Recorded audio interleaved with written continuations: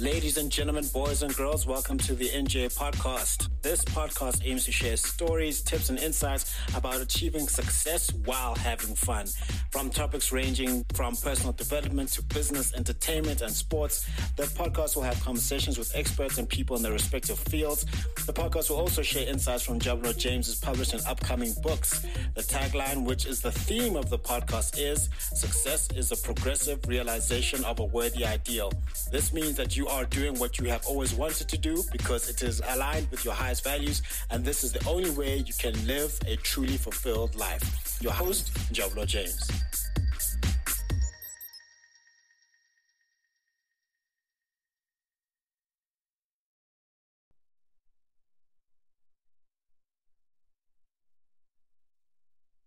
Hey everybody, this is NJ here, the host of the NJ podcast, and this is episode number 27, and I've got a great guest today on the show.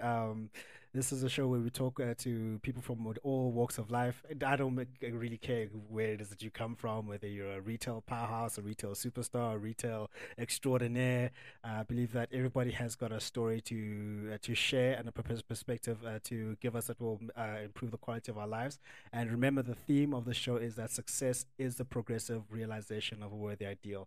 That means you're going after what you've always wanted to go after, and not because somebody else is like forcing you to do it, because it's aligned with what you think is worth it for you the most. And that's the only way for you to really live a truly fulfilled and inspired life. And on the show today, we have Tshiamo Mathibela. And I've been wanting to speak to her for about a year now, a whole year after she and this brand that she represents has been taking all my bonus money and Christmas money and shoes and all that. So just a quick about Tshiamo. So she's a store designer and retail general manager with experience in designing well-curated experiential layouts. She has the ability to collaborate and partner with a business to reinvent a retail environment through design, building, and day-to-day operational management. She has worked with large teams through end-to-end project management. I salute you because I do project management myself. So hey, strong person, man. It's a lot. It's a lot to ensure operational excellence. Her passion lies in bringing ideas and concepts to life through project management and planning for efficiency and the best outcomes. So, yes, wow. Tshiamo, Yes. thank you very much for joining. Thank you so much for the invite. Thank you. Fantastic. So, other than the great introduction that you've got here on your profile, just give us a bit of your own perspective on where you're from, where you are, where you plan on going. So basically, who's Tshiamo, where's Tshiamo going, and why is Tshiamo? Who is Tshiamo? Tshiamo is, I think, a very very upbeat, very friendly lover of people. Mm-hmm. I grew up in I think, a fairly small town in Krugersdorp called Kagiso. Mm-hmm. Only place I know is home, been there for most of my life. Yeah. And I'm a West Rand girl. West Rand, eh? Yes. West Rand. Went to Westridge High School. Uh-huh. And just the West really is like, just plays a really huge part of my life. Mm. Where I'm at right now, I think, in spite that very long and I think very detailed introduction, Mm-hmm. I'm basically just a developer and a creator, and what that basically means, I love and have a huge passion for just taking ideas, developing them, bringing them to life, and standing back and saying, "Wow, did I make did that?" Yeah. Not that I did that, but like, did I do that? Yes, Yeah. yes. I love working with new ideas. Yeah. Conceptualizing, bringing everything together, bringing the team, bringing the idea to life, and then just seeing the success of that idea. Where am I going? I think was your other question. Yeah. Sure. I think just the last 3 years have definitely been, I think, the most challenging years, I think, of my life. Shit, the last 3 years have been absolutely insane. I can imagine, yeah. Yeah. In every aspect. Personally, professionally, it's been an uphill. But I stand and I look back and I'm so proud. And I don't really know if I have if I have the answer to where am I going. Mm. But one thing I'm certain of is that I'm always so open to learning something new, Yeah. and thrive of being challenged. If I'm not Yeah. challenged, I get completely bored. Yeah. And I think just that ability to open myself up to, one, I think conforming to change, Mm-hmm. learning new things within that period of change and transformation, Mm-hmm. and then always being challenged, I think is what, during all of that, I Yeah. kind of figure out where am I going. But right Yeah. now, I am definitely looking for something more challenging. Yeah. Still very passionate about what I do. Mm-hmm. But yeah, I think that's where I'm going right now. Yeah. So, like, how did you get into the space of retail, and how is it that you've been able to thrive in such a really, really, really, really, really tough industry? Yeah. I don't have personal experience there, but I have got family as well as friends who operate and work in retail, and they say, "Hey, this nip up and place me." Yeah. So yeah. Yeah. So how I got into retail, crazy story. I've actually got a diploma in public relations. Okay. Um, but I could never find a job in PR. Okay. Like, could never worked a day in PR. Yeah. And I then got introduced to, That's so fascinating. hey, That's so fascinating. that I've never worked in PR. Yeah, you studied like the fascinating thing is Yes. that you study for something, but you've never worked a day in your life I there. felt like I was sold a dream. Honestly, I'm just so irritated. I like 3 years of my life down the drain. Yeah. Because, we were all told go into media and manage people and their personalities and their professions. And then you're just like, what? Okay. It was all a dream. Maybe it wasn't for me, though. Yeah. But then I met a really amazing couple that owned a couple of businesses. The wife was a fashion designer and husband Yeah. is in TV production. Okay. And that's pretty much how I got introduced to retail. I worked with the wife in her boutique, small boutique, once upon a time, a couple of years ago, in Parktown, that wasn't really, I think, kind of reaping the rewards that she was looking for at that time. Yeah. And so it was a matter of, okay, what do we kind of do next to grow this business? Literally from conceptualization stage, sat down, threw a couple of ideas around, and we came up with two really cool concepts that we opened up in the duty-free part of OR Tambo and Cape Town. I was like, I think I remember duty free, and then it's just like when you pass in like the international terminals, and then you have this duty free store that is costs exorbitant amounts of money for perfume and stuff. That's a gross generalization. So we did that, and I was there for about 6 years. But actually, let me take it back. Before I actually started, getting involved in that retail part of this lady's business, I was an au pair for her. Studied for 3 years, couldn't find a job, and I was an au pair. I think for about a year or so, I did that, and then moved. I got introduced, I think, into the wider spectrum of their lives and the businesses that they were running. So I did that for about 6 years. And built 5 stores, and that was my first bite of the retail industry, where I was involved in retail from the back end, where, from the stage of building a store, something I never ever even thought of. We walk into stores all the time. But I never, applied my mind and wondered who built the store, how did this happen, what was the thought process that went into all of that. And might I say it was the most fulfilling thing I think I've ever had to do, to take a picture and then see that, that render come to life. And the thought process that goes into why certain things are placed in certain places, certain colors are used, how does it affect the customer's experience and the manner in which they walk in and out of that space. 6 years later. That's something you didn't study for, right? No. No. Remember how I spoke about that ability to just open up myself to learning something new? Literally, it was just that. Just sometimes stepping back, watching people do what they are good at, and then learning a few things from that. And then had a baby. Little 4-year-old now. And I was home for a few months after I had a baby. And I then started seeing this brand trending on social media. Yeah. And I thought to myself, what is this? Uh-huh. What is these sneakers that everyone is wearing? Mm-hmm. And did a bit of Which research. year was this? 2019. 2019. This is Okay. early April 2019. Mm-hmm.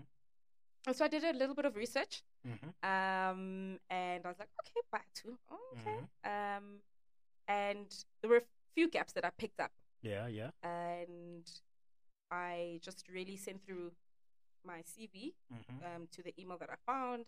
I think it was about 2 email addresses that I found, the CEO's one being one of the email addresses. And I sent through my CV and I said, hey, this is who I am. Mm-hmm. Can we meet up and chat about how I think I can contribute to your business? Mm-hmm.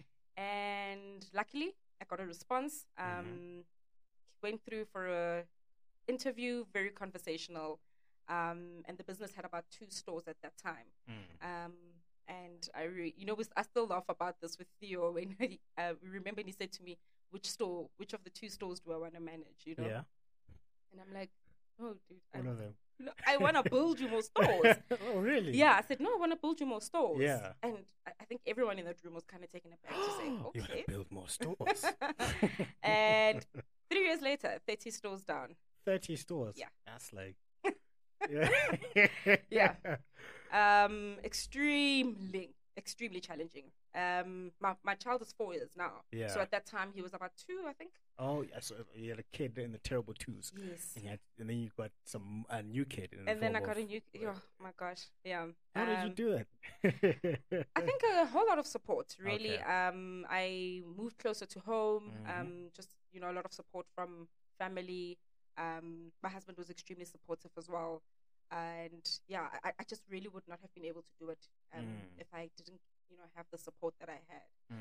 And obviously the amazing team. And I think most of all, I think being led quite well. I think if you're in a space that isn't a great environment, that just doesn't allow you to, first of all, explore, share ideas, I think one can get quite frustrated and unhappy in that space. And so I was lucky that it was a good time. It was meant to be. And yeah, that's where I'm at right now. Jeez. Okay, so let's rewind to 2019 to 2020. So the first time I heard of the brand Batu was 2000 and it was sometime 2007, 2018. Okay. And I had a thought that I wish I overacted on, because I do speaking, I speak to kids, and I was like, wouldn't it be cool if I just, every time I give talks, I just say these are the shoes that I wear, like wow. I had the thought, but I didn't execute on it. I don't know why, but I do it now. Theo. So then 2019 hits, and then we face the best year of our lives, 2020. The best year of our lives. Wonderful. The 21-day dream that turned into, I don't know, 6,000 days. So, and then throughout that entire time, I was like following the journey. And then I was like, okay, he's opening up a store, right? And then another one. And then another one. I'm like, this guy's the DJ Khaled of stores. Another one. And then another one. And then I read it somewhere that his business was growing something like 300% during a pandemic. I'm like, I never. I was like, so then, now that you were there, take us from that journey, like 2019, 2020, through a pandemic. You were able to build more brick and mortar stores. Lockdown, people can't go anywhere, people can't travel. Hugging was legal during level 5. So how did you manage all that, especially in that time? That's what I'm really interested in, because that takes a certain level of skill and I'm not gonna say luck, but a skill, hard work, maybe a bit of I don't know. I just want to hear your perspective. Or in yoga. We have an amazing team at Batu. Sure, Batu has a great team. We have. And as much as it's a, or I think at that time it was referred to as a startup. We were very, I think, vulnerable to some of our shortfalls. Yeah. So shortfalls. You remember, Batu was a business that was really started off someone's passion, and I think in that process and how quickly the brand grew, it was almost a matter of bringing people in as quickly as possible. Yeah. And so skills, were a little bit of a challenge. But I think what really brought us together was passion. Okay. I think the passion and the love for that brand really rallied everybody up. And so Mm. how we got through the pandemic was through a whole lot of passion. But a lot of passion, but a lot of frustration, a lot of tears, a lot of time away from home, fatigue. Yeah. I promise you, by the end of 2020, everyone was just, we were done. You finished? Yeah, I was finished. At the end of 2020? At the end of 2020, yeah. Luckily, I think when the country went into, it was level 4 at the time when things started, slowly opening up around about May 2020. We were lucky that the brand, was never affected by the pandemic. And I think people came out even stronger. So the minute stores opened up, as much as we then, at that time, we had already decided that we're going to continue with the rollout plan that we had to open stores. And we were like, we're not going to stop. We're going to keep going.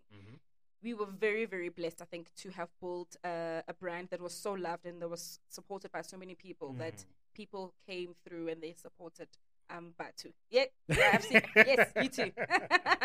You were there at a couple, and at a couple of our store openings. It was really amazing to see how people, left their homes to come and really support. And it took a lot of collaboration as well with landlords. I mean, the landlords at that time, they themselves were going through such a difficult time with tenants asking for rental reliefs. And so it took a lot of collaboration with landlords. And again, Batu is a loved brand, throughout the country and probably throughout the SADC area, we were supported really, really well by some of our landlords. So it made the job a little bit easier, I think, to be able to literally travel across 9 provinces in a space in less than 6 months. And I think we opened 24 stores within that like 5 or 6 months. Yeah, 24 stores.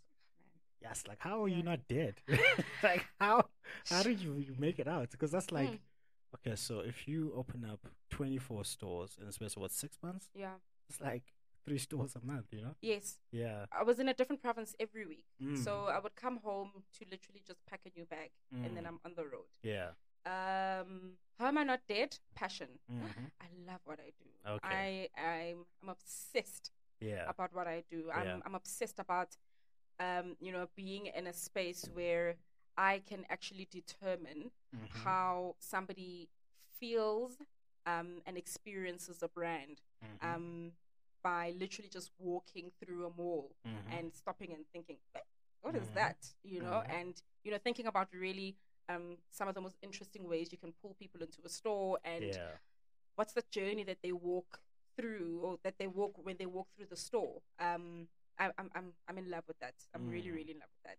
And I think most of all because retail is still a bit of a male-dominated industry. Yeah. It's always, I think, fulfilling to walk into a room and have people think, "Oh my God, it was a woman that we've been talking to." What? So I'm really passionate about that, and I'm passionate about, I think, proving and showing that retail is it's a career. Like you said, it's such a difficult industry. I think in many aspects, but I think most of all, it's difficult in the sense that people don't see retail as a sustainable career. Yeah, why don't people see retail as a sustainable career? Except other than the fact that like you're always working hard. Some people say I'm not too well versed on this. That's why I'm having this conversation. Margins can be low. So why do people not see it as a sustainable career? I think it's a lack of information. I mean, even when I matriculated and went into varsity, it was never a point where somebody said to me I could actually study retail. And so I think it's a huge lack of information. And people then go into retail to work on the sales floor, to get by, to pay for fees, to survive. And no one really shares information or has an understanding of what happens outside the store, what happens beyond the products getting there and people selling. I really just think it's a lack of information. And I mean, I never studied retail either. I learned all of these things just on a daily basis. Yeah. I did do a short course, eventually, Yeah. Yeah. through UCT, Mm-hmm.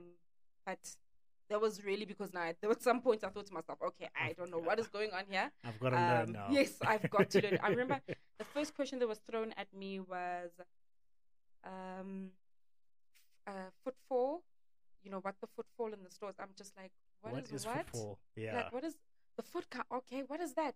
And I knew I had to just familiarize myself Is with that the it. foot traffic? How many people Yes, go in and out the yeah. store? Okay, all right. So information. People are Yeah. not informed about, I think, the many aspects that are involved within retail.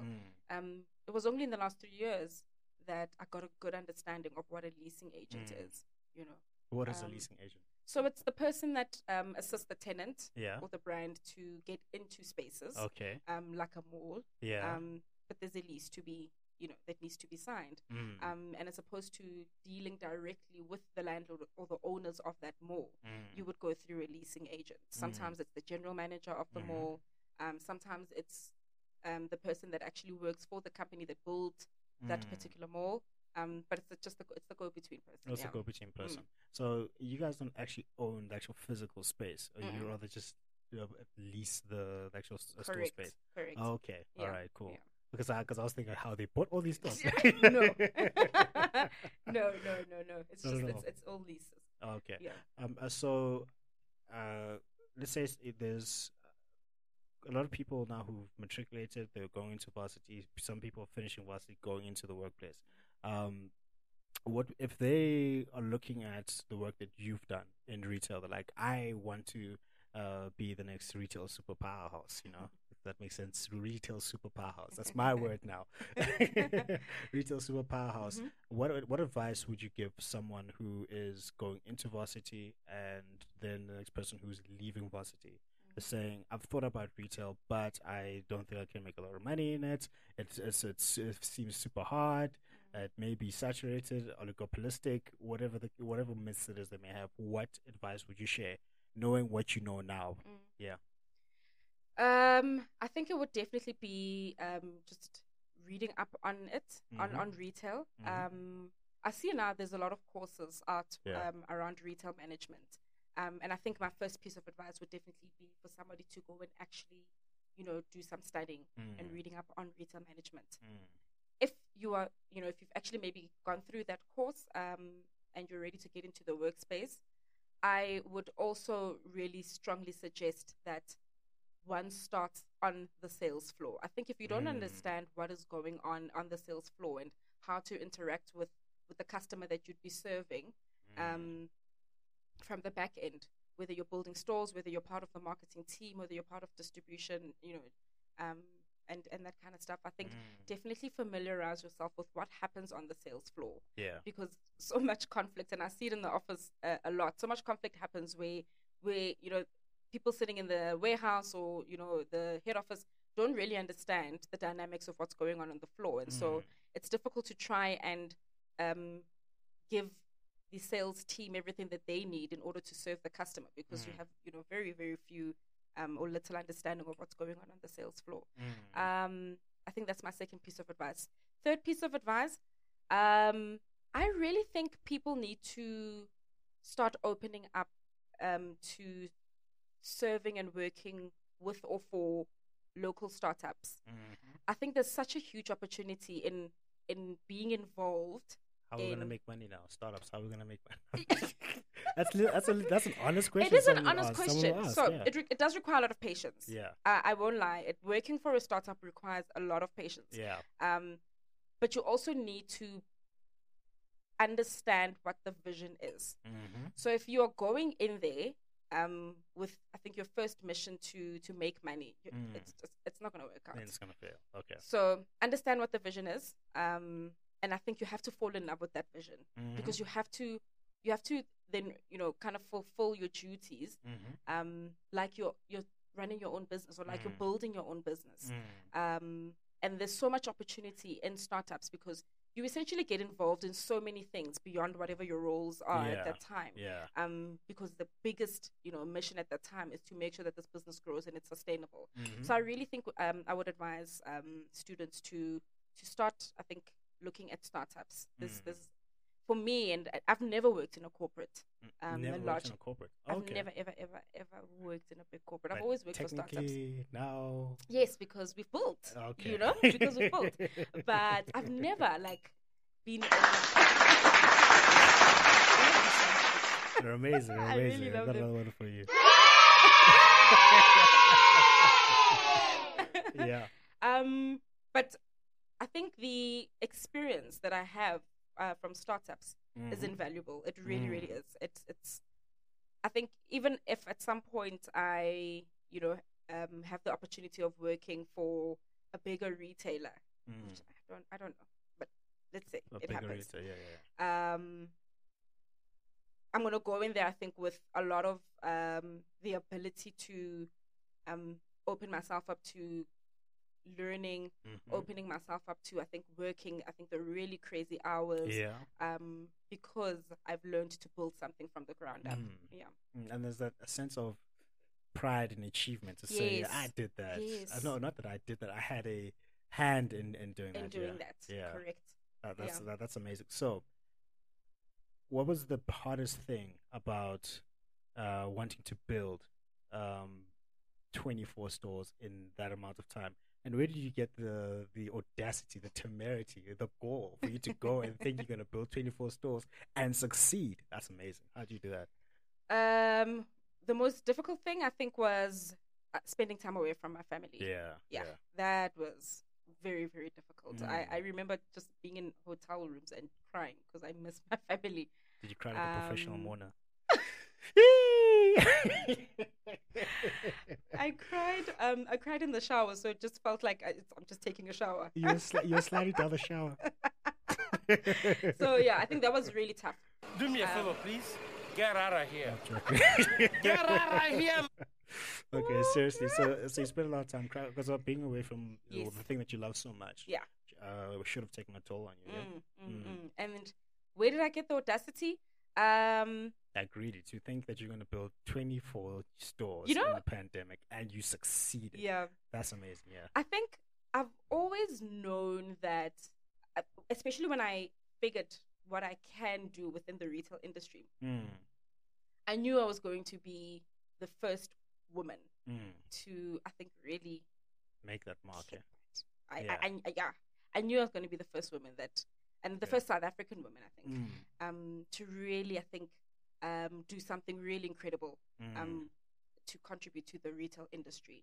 And so I think with every store that I've built, I've built it with the intention to say, this thing has my name on it.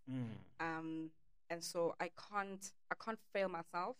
And I think most importantly, I can't fail the business that I've said that I think first of all gave me the opportunity. Because remember, I went in there and no one really knew what the heck I wanted to do. Yeah. And so I knew I couldn't fail that business, but I couldn't fail myself either. And I really couldn't fail the commitment I had made to myself to proving that retail is a sustainable career. Because there was a time I thought, let me start using the hashtag retail is a career. And I got a lot of questions of people asking me, oh, really? How can I, start a career in retail? So I think that's where the audacity came from. Retail is a career. Yeah. That's crazy. I'm still like 24 stores. So like, how did you come up with a number? Well, like, because I imagine project management, you start date. These are the number of stores that we want to open them. This is where we want to open them. How did you go? What was your decision making process for you to get to that number and to the locations? And then I'll get to the most interesting part of those stores, the design of the stores. They're amazing. Yeah. So funny story. The number, I don't know if I can speak about the CEO. Go ahead. That he's crazy. Yeah. We would start with a small number. Who's really you're crazy. We would start with a small number in a very respectful way. No? Yeah. We'll start with a small number. Yeah. To say, okay, we're gonna build 7 stores. Yep. and then we would kill 7 stores so quickly at that number, or we would approach that that target of 7, and he would throw in like another. I think we're gonna do another 7, and I'm like, excuse me, what? What? Yeah. What? You think you can do this to me? You I'm just like Another 7. What? She's like, and we still talk about it this day. Now I'm the one that's saying, no ways. Are you kidding me? 10 stores? No. Yeah. No. And he will remind me to say, do you remember how scared you used to be of just going big? yeah. But I think also the number wasn't also it just didn't drop out of nowhere. It was very informative. So we're the kind of brand that pays a lot of attention to our customers, where they want us. And one of the things that we did very well last year was to open up stores in, I think, some of the places that people just don't reach. I mean, there were 2 places in particular last year we went to called Burgersfort. Burgersfort. I had never ever heard of Burgersfort, and it's like a 5-hour drive. Yeah. And the other one was called Acornhoek. Acornhoek. Jeez, where's that? Somewhere in Mpumalanga. Oh, okay. Yeah, I'd never ever heard of those 2 places. Yeah. But because we're a brand that pays so much attention to our consumers, Yeah. And our consumers are very, very, expressive. And we also paid a lot of attention to our e-commerce, that obviously grew very well after or during the pandemic. Yeah. And so we really noticed and paid attention to where a lot of our deliveries are going to. And the notion was just, look, if we're sending so many shoes through the online platform, these are definitely customers that will want to come into the store to experience the brand. And yeah, that's basically how the numbers came out. Yeah, that's crazy. Yeah. And I was very happy that you guys opened up a store in Benoni.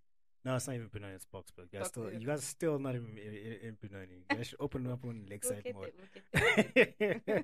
Yeah, for the Tshiamo, I'm like, Tshiamo, wow. Yeah, I don't know if this is a good or bad thing for me. Because now I drive past, I'm like, okay, I have to go swipe my card again. Good thing. Okay, so which was the most exciting store opening out of the 55 million that you had? Yes. Okay, so I think most exciting was Springs, but most challenging, if I can throw in that question, was Canal Walk in Cape Town. Canal Walk in Cape Town. Why? Yeah. That's interesting. It's a big, beautiful mall.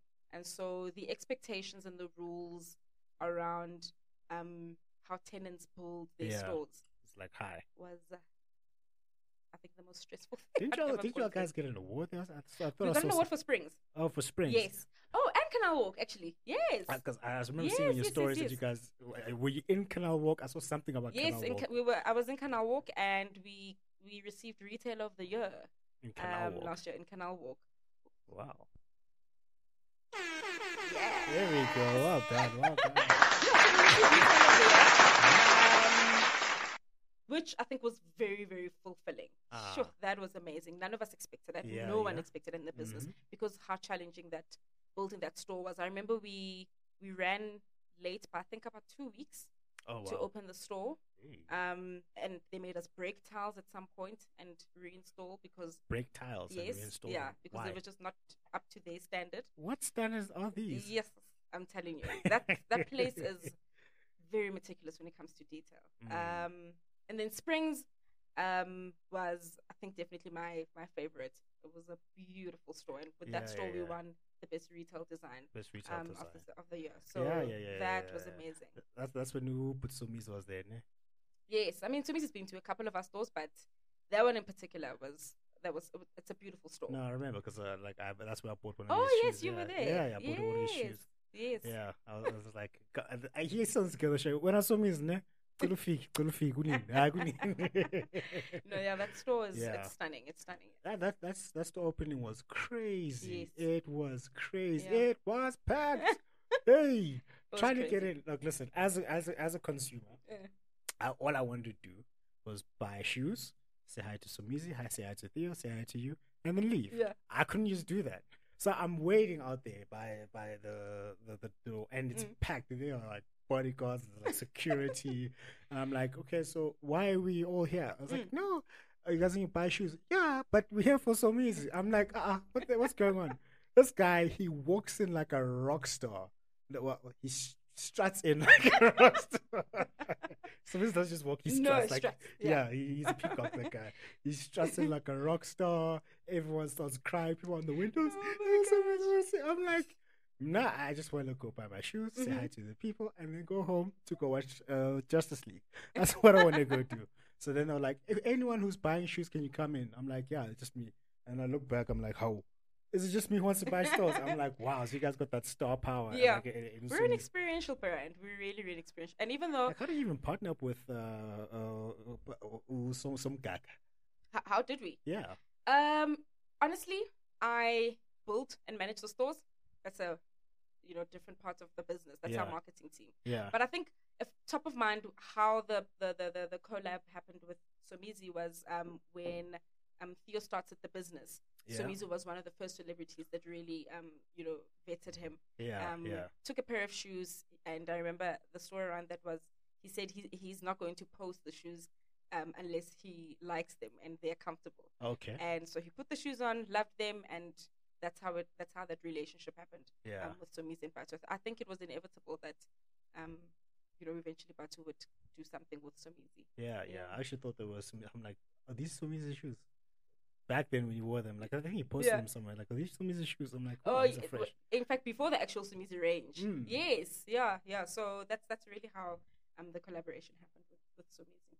Yeah, that's beyond crazy. So Yeah. now I want to get into something that I want to talk about how you guys actually design the stores, because I've seen a lot of stores in my life, but then yours is different. Like, it's funky, it's hip. It shows me exactly what I want to see, which is pretty much all the shoes. Actually, you know what? I blame you guys for my what's this? Sneaker addiction. Actually, it's a sneaker addiction. You and Drip. And Drip. I'm gonna stop there. Like you two, we'll get into that as well. Like honestly, because I was like, okay, I need to, because I was never really focused on casual shoes. I just used to buy. Okay, I'll go to that shoe city, get myself Mancini's. I was like, let me just funk it up. But I didn't want to go and buy Air Jordans. Hey, I love Air Jordans. I love Air Jordans. I just want to say, keep my options open for Michael Jordan to come to the show. But I wanted to support local brands because I was like, okay, like the overseas brands, they've got enough of a stronghold over us. I mean, enough people buy Jordans here in the country. Enough people buy Nikes and Adidas and Puma. So I was like, what is a brand that I can be proud of? Because I'm on this drive to. From head to toe, I want to be dressed in purely South African brands. Beautiful. So next is Tepo Jeans. Nice. I need to put up a savings for his stuff because It's me and my closet. I'm no, trying to I save. like doing my closet. Hey, that guy as well. He's doing fantastic stuff. I'm like, guys, really, but for you, I won't pay my rent this month. Honestly. Yeah. So then I was like, okay, let me start with that. So I went to the Newtown store. Okay. When was it 2019 or 2020? The Newtown store. So I'm like, okay. Went with a friend of mine, Bongi. She says hi, by the way. She's a colleague of mine. You don't know her, but she still says hi. Hey, Bongi. I'll tag her in the photo we take. I'm like, Okay. yeah, she's hi. So we went there to go and buy the shoes. I didn't know how much they cost or how all a lot of them looked at it. Yeah, I did some research. I'm like, okay. I walk in and then I see, was it the Moja X? Yeah, the Moja X, the black ones. I'm like, clean one. yeah, the clean ones, just clean. No fancy patterns. I'm like, oh, this is fantastic. How much? I looked at the price. I'm like, yeah, I'm gonna buy all of these. So I went and I bought them, and then I was like, okay, for my wife, I'll buy some more for my wife. I came back the next month, bought some more, and then the next month. Bought some more. Then I bought some Mrs. Gold ones. Yeah. I bought the ones in spring, and then one in Benoni. East Randmore. Yeah, East Randmore. Yeah. That's Boxburg. Two distant places where I got these red ones. And then for my traditional wedding, we got married in Batus. Yay. Yes. So can I please get my loyalty? No, honestly, I think you deserve it. You really do. I said all of that just to get to that. So the first time I went to the store, I'm like, well, this is a very clean store. It's very orderly. Like, okay, that's where the Moja X is. That's where the mesh is. That's where the Swerve is. suede edition is, and then it was like packed. I'm like, guys, I don't want to. What is going on here? It's like there's just the budget store with like lines going around, and then everywhere else. Like, I'm like, are there no other stores in this shop for people to just congregate here? And then I went in. Customer service is great. And then I just looked at this. Oh yeah. You guys deserve that. Customer service is great. You guys are that great. So, I was like, this is a well-designed store. So now my question is, how did you guys get to the point of what's the process of designing the store, and what's the psychology behind it, and how do you guys channel the foot traffic, and where do you guys say, well, this is where you guys can sit and try out the shoes, and where you guys put them, that whole thing? I'm just really interested in treating that. So one of the things that I really, really, I think, wanted to strive in achieving as we design the stores was to, I think, reimagine how our people shop and shop for local brands in particular. I think we've been in a lot of big retailers, and I mean the setup is quite general, you know. So I think what the larger retailers do very well is visual merchandising, because I think the budgets are much bigger, and so there's so much you can do. The budgets are bigger, the stores are bigger, and so there's a lot that you can do in terms of changing up what the store looks and feels like as often as possible. So with, I think, the minimal space that we have, we're very intentional in how we, I think, create a space that has enough room for people to walk around in, because our stores get full. Yeah. Right.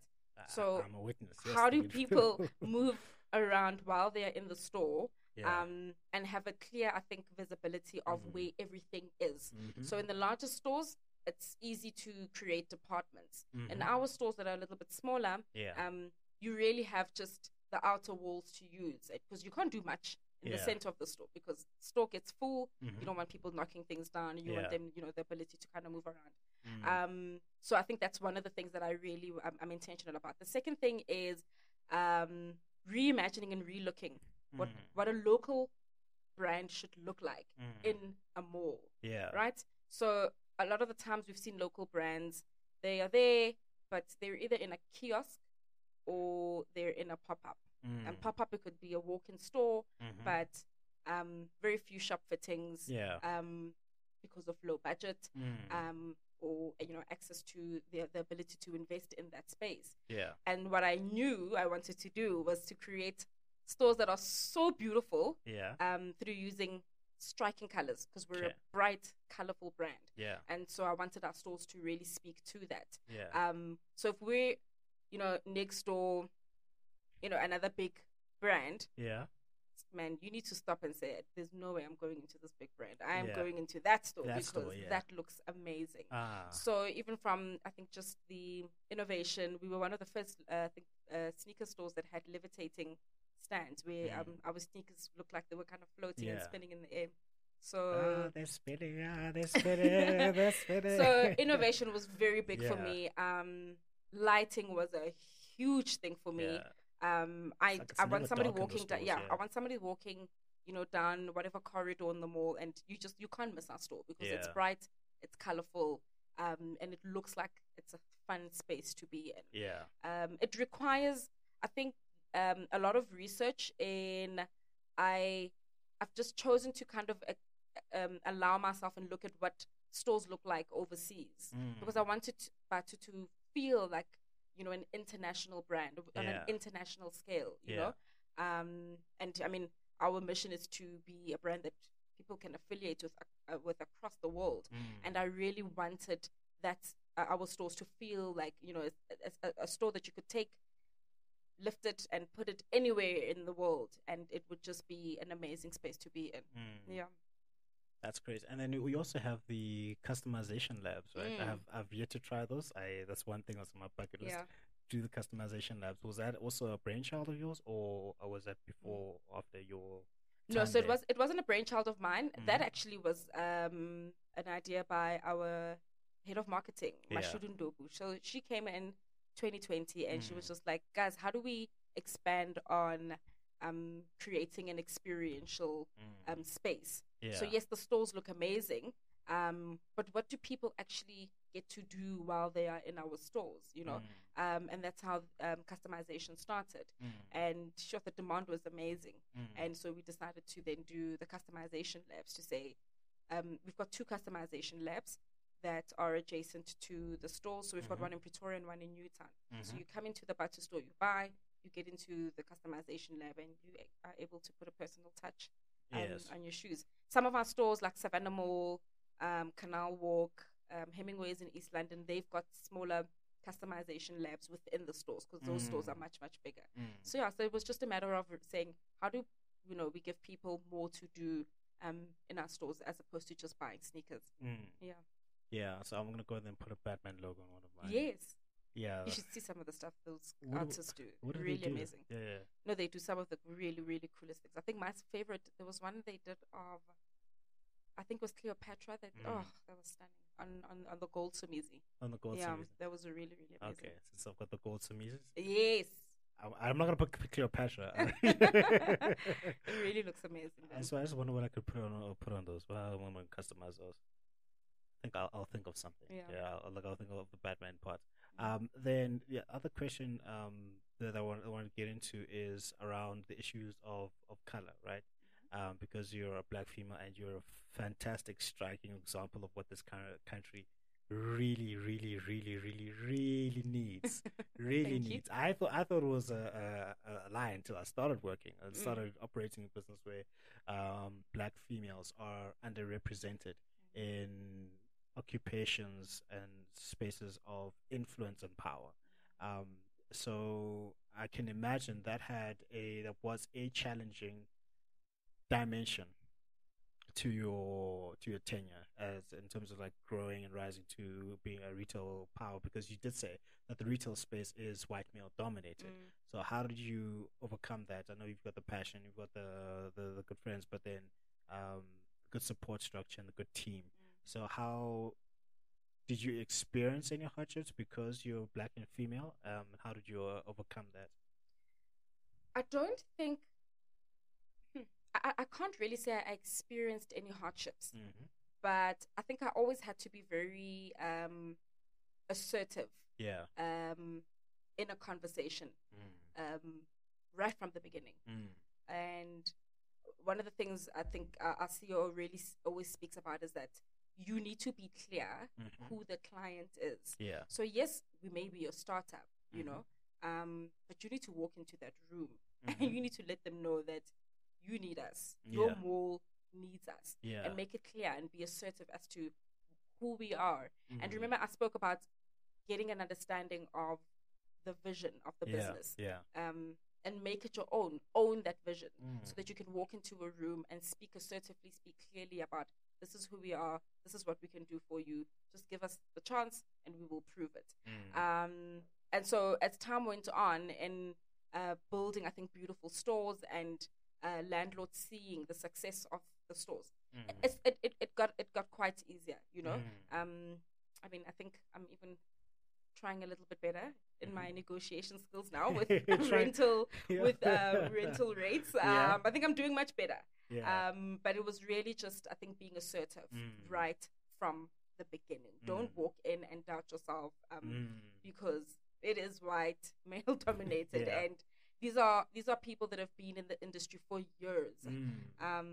And even the people that you engage with, you'll very, very few times do I engage with somebody that is, within my age group. I'm talking about people that have been in there 30 years plus. And so you're starting a conversation immediately with, this is the way we've been doing things. So you're not going to come here. You have to like change the way that they see things. Yes, And the way they do things. I mean, have you ever heard of any store being opened in a mall and there's like this huge activation that happens? No, usually stores open up quietly, and like just the trade goes on. Yeah. And it's really then, the marketing activities that happen in the background quietly. So it was all your new. guys did it differently. Yeah. We did it differently because we were assertive from the beginning, It's like, we will have DJs there, and we will have our superstar music there. Correct. Deal with it. We're going to have balloons, and we're going to have everything there. Yeah, definitely. And you know, I still laugh now because one of the biggest I think pushbacks we get, I spoke about lighting. Yeah. And we get a lot of pushback to say there are too many lights in your stores. Too many lights. Yeah. Why are they complaining? You guys won't pay the ones paying the least. Look, I mean, the stores, the malls rather are really trying to go with more environmentally sustainable, I think, solutions where lighting But and I'm sure electricity. you can get environmentally friendly lighting. So that we exists. use that, yeah. So Yeah. we're very now cautious about the type of globes and the lighting that we use. But it's still a matter of just let us put in the lights. Mhm. If you feel it doesn't work, Yeah. we will find a way to sort it out. But again, it just goes back to the point of be assertive, Yeah. be confident because you Yeah. know what you're talking about. Yeah, exactly. So I think it's one thing that I'm gauging from you is that you don't have the victim mentality, you Mm-mm. owe it to me mentality, No, or you're just being hard on me because I'm a black No female. How ways. dare you? Yeah. How dare you? No you ways. don't have that. No. So okay, so that's a mindset that is commendable. It's fantastic. However, in my experience, and I'm open to be wrong about this, it is too common. It is way too common to say, or some people say, "You're right. You need to listen to me, not because of what I have to bring to the table, but because of the stuff that I've been through." Right. So then, but you're flipping it to say, confident, knowledgeable. I know what I'm talking about, and I have an end goal, and I'm certain in what I'm here to do. Yeah. So how did you arrive at that mindset? Because I think it's a mindset that's too uncommon, if that makes any sense. So, I mean, can you imagine if after I graduated and I couldn't find a job, Yeah. and I didn't have it in me Mhm. to even allow myself to start at being an au pair. Yeah. Like, guys, I was driving kids around. I was picking them up from school and Yeah. taking them to their extramurals after 12 years of Yeah. schooling, and then another 3 years in varsity, and then I'm au pair. I'm This an au is my pair. life. Yeah. So, I mean, can you imagine if I said, what? My life is a lie. You You think you can do this to me? Exactly. Can you imagine? Yeah. I wonder where I'd be right now. But I think being vulnerable to whatever the situation is that I'm going through at that time, and then finding a way to get out of that situation, I think is really one thing that really helped me. Something that helped me quite a bit to say, okay, this is what it is. What do I do with this thing that I have in front of me? And make that work. Otherwise, just the victim mentality, and I don't judge anyone that I think allows themselves to kind of fall into that. But I really try very hard to keep away from that, because I think it'll waste my time, and I will look back a year later and think, That's the Jesus, first had I time just got up and done moved. something. Yeah. That's the first response of her to a question like that. It's going to be a waste of my time. No, honestly. Yeah. I've got better things to do than just I've sit got so and much cry to do. and complain and Yes. moan. Yeah. So what is some of the things that are bothering you in the retail industry, in the retail space where you find yourself, especially in the context of South Africa, because that's where we operate? And what are the things that you're seeing? I'm like, no, man, this thing has to change. Let me tell you, child. And I'm actually very scared to talk about this. I think what bothers me. Yeah. I hope people are not going to be mad at me about this. Fetch you. I think what really, really bothers me is I think, lack of respect for your career and your job. So, yeah. So a store gets built. Yeah. Interviews happen. Mhm. You apply. Mhm. You come for the interview. Yeah. You're clearly saying, I want this job, right? Yeah. It goes well, and then you work, Mhm. and then at some point you feel like it's okay to steal. Oh, to steal. Drives me mad. Yes, like you subverted my expectations there. Really? I thought you were going to say it's okay for you to be lazy and not do your job. Well, which is a form of stealing, I Which think. that's exactly what Yeah, it yeah, is. yeah, That yeah. is it drives me so mad. Are you talking about like physical stealing, like I'm stealing like stock, Yes. or are you talking about both, where I'm just not gonna pitch at work and So there's that too. So and I think this is really common within the retail industry where Yeah. festive season comes and people disappear. Like, okay. Like, okay. Ooh, Like, where did they come go? on. Yeah. Did you not understand the retail the industry that you work in, It's So there's tough, that right? to Yeah. say that it's okay for me to just disappear. Disappear Because and say nothing, and say nothing or come Okay. back with a sick note. and not forewarn people that you're going to be sick, and then make a plan, or maybe I'm Or just even just thinking, communicate to or maybe I'm say, just hey, talking I'm higher sick. grade here. Like it really drives me mad. So I think a lack of respect for your job and your career Yeah. is just Okay. again, I think, but it still goes back to that thing of it's just retail. I mean, I just work in retail, I see. and so there's so many things that are out there that are bigger and better. But even if if you're in retail and it's just a stage that you're passing through, Yeah. kill it, man. Yeah. Jesus, do it so well Yeah. that it's something that you will continue to speak very proudly of. Yeah. I did Further that, in your yeah. life. Yes, just don't go there and think because my area manager, my regional, whoever is not here watching me. And so I feel like I can do what I no. No, guys. No. Guys, stop it, man. Stop. And it breaks my heart, Yeah. actually. It really, really Yeah. does break my heart because we see it too often where, Yeah. we have to let go of people because really? Yeah. Now you're out of a job because of 900 rand? 900. No. What can you get with 900 rand? I Like, can't even get the next Sky edition you with know? 900 rand. Like, I'm just like, please respect. And I Yeah. always say to my team that it may be a stage that you're passing through, but this is your career. This essentially is your career. It will form part of your CV, Yes. and it stays with you 100%, forever. So this is your 100%. career. Yeah. Respect it. Yeah. Yeah. So people don't respect their careers. Not all the time. Not all the time. Yeah. Oh my goodness. It drives me crazy. Yeah, especially as for someone like as passionate as you are about your work, and you know the price that you paid to be where you are, Yeah. and to give people an opportunity, and they're like, nah, fam. Yeah. Yeah. Nah. No, you're not Nah. watching. You're not And I'm watching. always like, but Somebody's always watching. have you looked up at the ceiling? About CCTV, Like what you're hearing so far? Make sure you never miss a show by clicking subscribe now button. Follow on YouTube, Instagram, and other platforms listed. Also, check out the website for more information. This podcast is made possible by listeners like you. Thank you for the support. Now back to the show. Do you think they're not working? Why do you think they're not working? I swear, but You they're know? there. Like they're there. Yeah. Yeah. So that's okay. So in response to that, I think I have the same frustration. It's a major frustration. This frustration started with myself. I was frustrated at myself.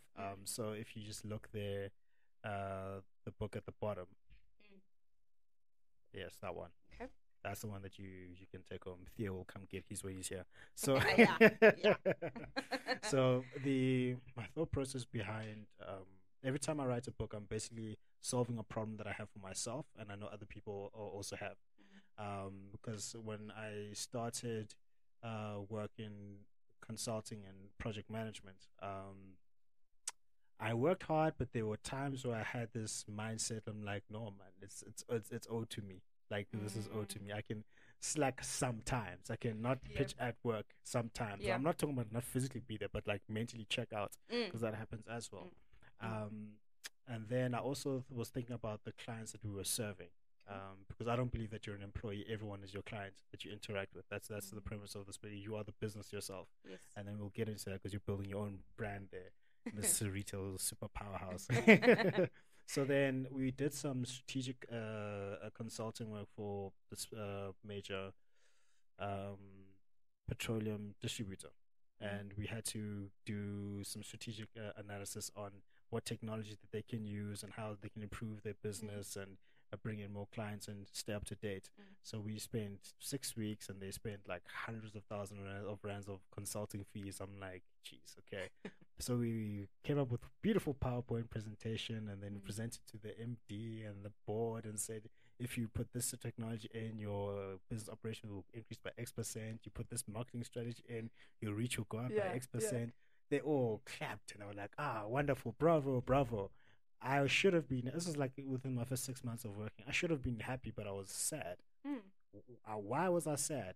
We had spent all this time doing all this research, telling them to use all these business principles. The catch is, we were not using similar principles for ourselves. I was looking at the colleague I was working with, he was a senior of mine. I was looking at myself, and I was like, hey, I'll not budget, but you're telling people that you don't have a career plan, but you're telling people this. And then I was like, okay, one of these things is not like the other. And I felt like I'd robbed someone, because if the MD had known, Gucci, like, they looked at my personal life and see that there's no order in what we were presenting. The same as we were presenting, I thought something was going to be wrong. And then came bonus and salary increase time. Oh, my goodness. I'm like, oh, yes, Favorites. yes. Oh, my favorite, yes. But the bonus I got, I'm like, I can't buy Batu shoes with this. I was like, fine. And then I got passed up for promotion, and I lost my mind. I had the entitlement mentality, the victim mentality. And then I complained to my dad, I complained to my brother, and then they both said, I'm like, listen, there's something other people are doing that you're not doing. And then I heard a tape saying that the people who are the most successful and most driven, and I can see it in your example, is that they treat themselves as their own business. They are the brand that they present to other people. They don't care where the source of income is coming from, whether it's salaried income or side hustle income or commissions, or they see themselves as their own brand. So that's when I endeavored to, like, okay, I'm going to start writing this. And then when I started testing it, everything else is fine. The mechanics are fine. Find your customer, unique selling proposition, all that stuff is beautiful. But the mindset that you are dealing with is the entitlement mindset, and you're thinking about serving yourself and not the customer. So if people who are jeopardizing their career for not even Sky Edition shoes, they don't have the mindset to, like, listen, if I am would a Fortune 500 company deal like operate like this, because if they don't show up at work, if Apple just, like, all of a sudden stops selling for one day, what do you think is going to happen? The same thing with Amazon, same thing with Batu. So I'm like, so for me, everybody should really see themselves as their own brand, as their own business. And then when I speak to the high school kids and university kids and colleagues, it's the same mentality that needs to be overcome, that needs to be fought. And I find it, unfortunately, unfortunately, like, I don't know. It's just, it's data. So that's the mindset that I feel passionate about that, because I was there. I'm not gonna say I wasn't there. But I mean, it's been generations of go to school, and then go and work for a great, company. And I don't even think our generation has cracked that yet. We the are millennials. I don't just think want so. free food and beanbags. And then you go to school and you work for a company, or a certain company, and you then feel very entitled, and part of why I'm saying it frustrates me when people don't respect their careers is that, so you're going to leave that place, right? And when you leave, that place will remain standing. Things move, things continue, like the place keeps growing. 100%. But what have you learned? What have you How have developed? you, how have you contributed to your own personal growth? Yes. And so if you treat this 9 to 5 just as a 9 to 5 because I need to earn a certain amount of money at the end of the month, and not open yourself up to creating opportunities, because and I hear this in a lot of interviews. Why are you leaving this place? Oh, there were no opportunities. Okay. Really? Okay. And the first question is, okay, what did you do where they kind of got you to the place where you felt like there are no opportunities? What did you try? Did you have a conversation with somebody? Did you suggest something new? How how did you try to build yourself as opposed to waiting for some succession plan for you? What did you do to kind of build yourself? But it's going to take time, and it's unfortunate that I think we're still a little bit far. But I think continuously talking about or having these kind of conversations and engaging in these kind of conversations to say you are a brand of your own, you know, and you're just going to go through a couple of stops, but those stops have to contribute to you know, how you build yourself as a business or a brand. We've got a lot of work to do. Like, you know, our former president, the president before CR17, you know, that guy. There was the song he used to sing. My mother and I really enjoyed the song. Oh, yinde, lendlela esihamba yo. Yeah. Oh, yeah.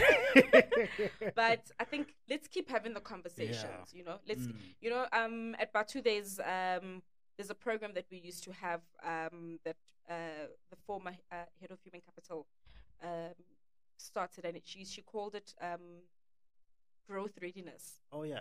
So you said human capital. Yes. Is that another word for human HR? resources? Yeah. So she preferred using the word human capital because she wanted to humanize the processes and not just throw human capital, HC baby. Yeah.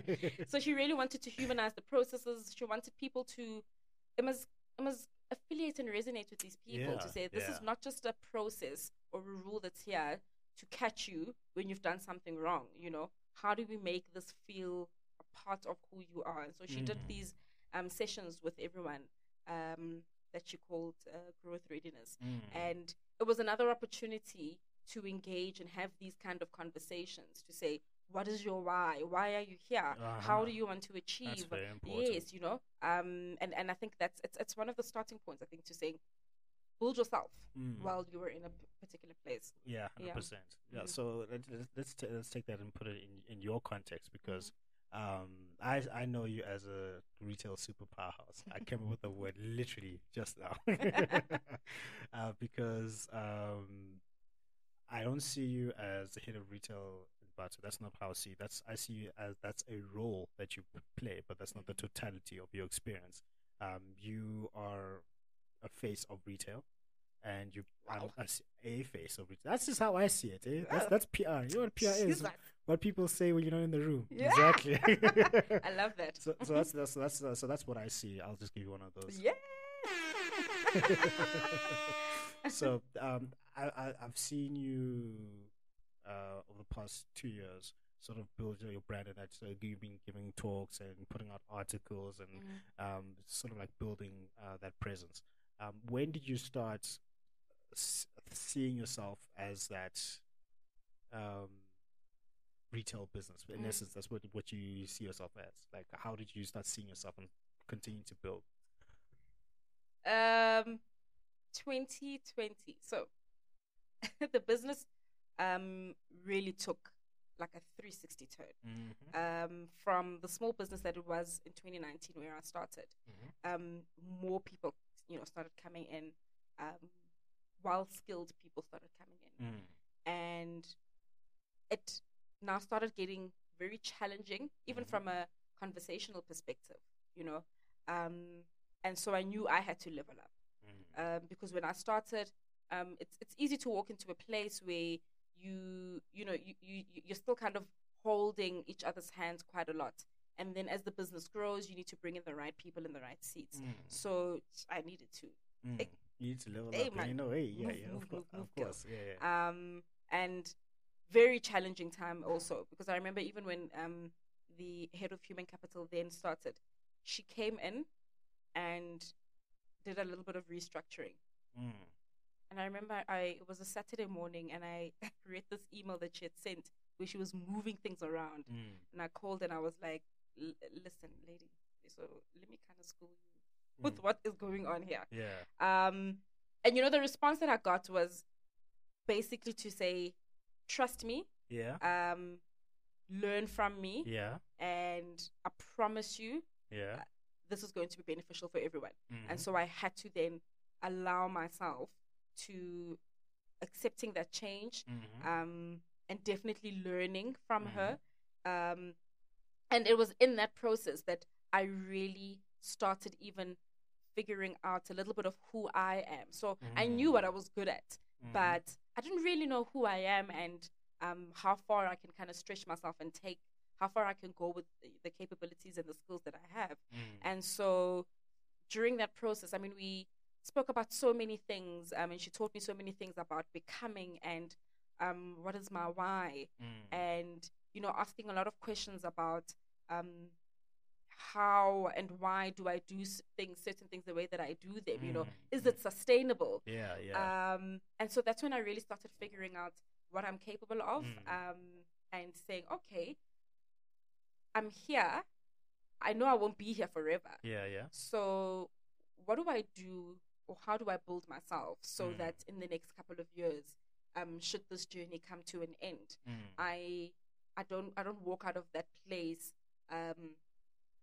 empty. You know, I've built a brand for myself, and I think that's really when I started opening myself up to doing things that built a name for me, and what I can do, I think, to build and create and develop. And it was even through that process that I figured, oh snap, I'm a developer. I create things, you know, I bring things to life. So yeah, I think that's really where how it came about. And you're obviously getting a lot of support from your colleagues as well. Definitely, absolutely. A lot of support from my colleagues, but you know, even with the support from my colleagues, a lot of the stuff that I did was not really, I think it wasn't part of my day-to-day duties. The webinars that I would get involved in, the whatever conferences I might be attending, it was really me saying, hey, okay, what is this? What can I learn from this? Let me open myself up to attending this. Let me log into this webinar. Let me learn a few things. And it's a ripple effect. You know, the minute people speak about the universe, if you apply your mind and you open yourself up to certain things, then everything else just kind of follows that goes in that direction. That's amazing. So like, where do you see the brand, like the brand, I'm talking about you personally as the brand, not yourself physically. Where do you see that going? And let's take a short-term view, like 1 to 3 years. 1 to 3 years. So this year I was you know, honored as the first South African woman to be selected in a report called Top Women in Retail. So yes, this is, I saw that.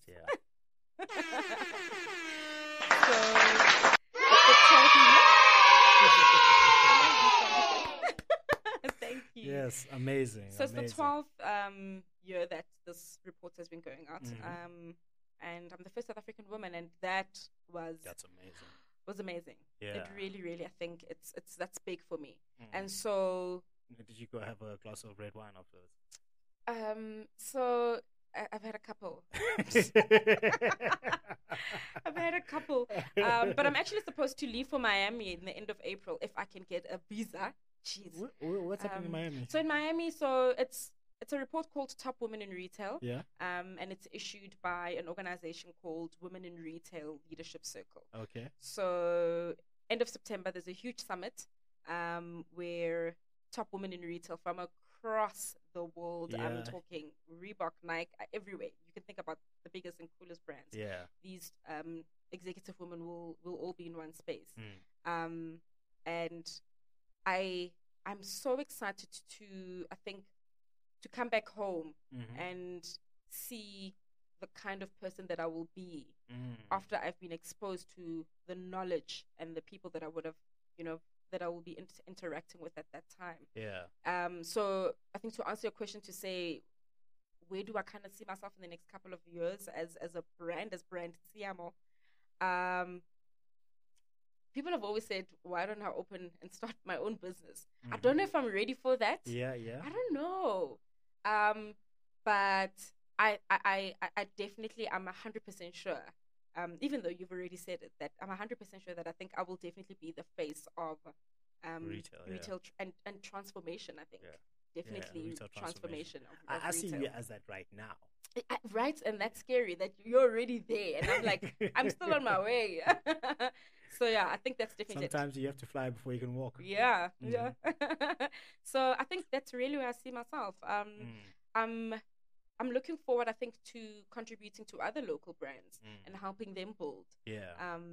Yeah, I think I'll be the girl or the woman that help localization. So there's this term in retail that's called localization, and it's a huge thing in the malls. And So what is it? Because my frame of reference for localization is tech based.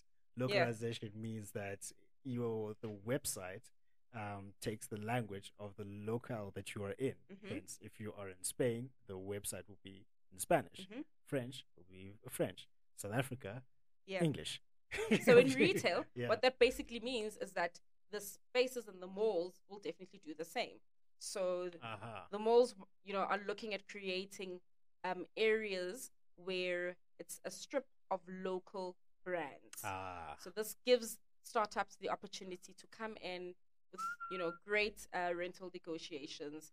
And it's really a part of the mall. Like, how Santon has the Diamond Walk. So it's something like that. That the malls are really looking at localization to say, how do we get the people in our communities or how do we speak, the same language as them, with South African consumers, and that's basically offering, I think, and opening up space for local brands, to eventually build themselves. The day that happens, I will have no money. Because I'm gonna stop there, buy stuff there, buy stuff there. I know. I think Menlyn is starting something like that. Is it? That's one of the malls that I know. They really are preparing a space for local brands. Yeah. Okay. Yeah. So I don't know why this happens in the world, generally speaking. I don't know if you're a football fan or not. You're not a sports fan. Clueless. You're not a sports fan. No. Nothing about sports. No. Okay, right. So in football, there's someone called Cristiano Ronaldo. I'm sure you've heard of him. That name. Yes. You've heard of Lionel Messi. Yes. Okay, right. So there's a We're going somewhere now. Oh, yes. Okay. Okay. You're not lost. You're not 100%. Yes, You're not 100% lost. Instead of loving the greatness of these two players playing at the same time, because they've got a good head-to-head rivalry, there is this need that we always have to have one be the best over the other. And what can end up happening, I'm speaking for the football fraternity here, is that you may end up missing out on the greatness of the two instead of just saying, let's just see these people, let them coexist. I can be a fan of Messi, I can be a fan of Ronaldo. Same thing is happening in tennis. You know anything? Tennis? No? Nothing? Okay. There's Rafael Nadal. You've heard of Rafael Nadal? Yeah, it's my favorite tennis player. Hey, Rafa, I got to get you on the show. All right. Then there's Novak Djokovic and there's Roger Federer. They call them the goats of tennis. There are some people who say, I love watching all three of them play at the same time. One will say, no, this one's better than that one.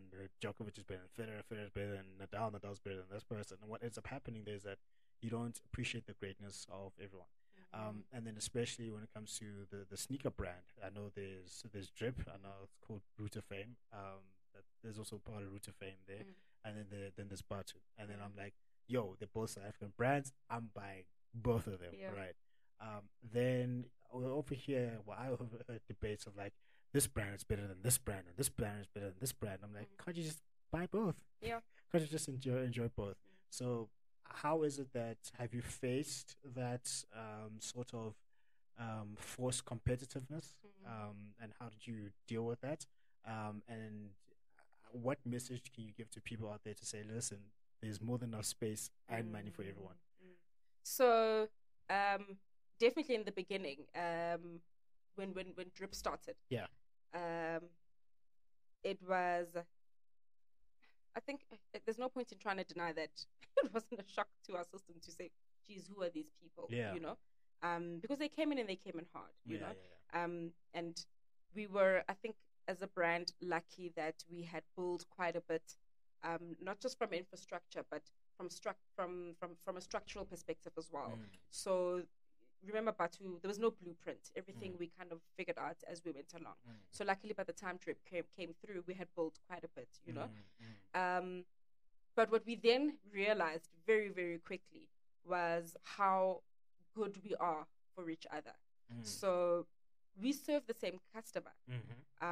If you see somebody walk out of a Drip store, they are definitely going into a Batu store and the other way around. So how I know, think I'm a people can kind witness. of people can just kind of coexist. I think it just takes research, because if you just take things personally, then you miss the important information, you know.